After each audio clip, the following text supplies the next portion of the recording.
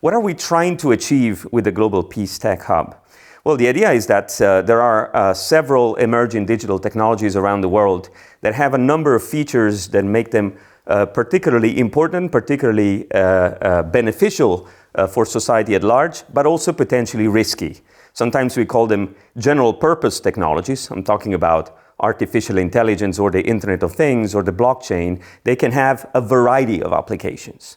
But they also call dual use technologies, meaning that they can use to wage war and wage peace, to provide benefits to society, but also, for example, to compress and weaken human rights.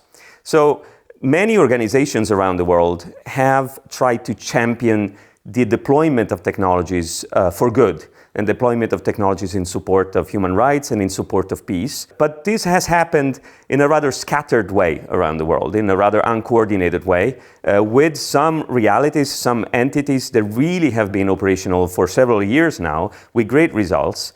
What we thought was missing is an overall framework that would bring together these initiatives and would start a reflection on what do we mean by peace, what do we mean by digital technologies, and what are the many intersections between them.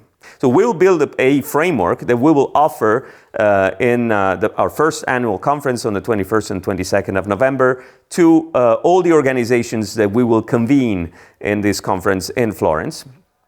And then we will start already offering to these different entities and to society at large a mapping of the existing initiatives on peace tech around the world, which we'll build through also a graphic visualization that will help users interact with the world map and understand who is doing what on peace tech around the world.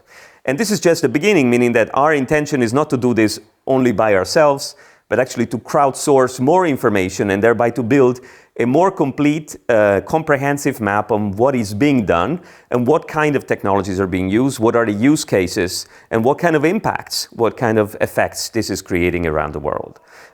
This is, in our opinion, needed because we are at a moment in which the use of technology is largely attracting investments in case of war and warfare, and much less in the use of technology for good.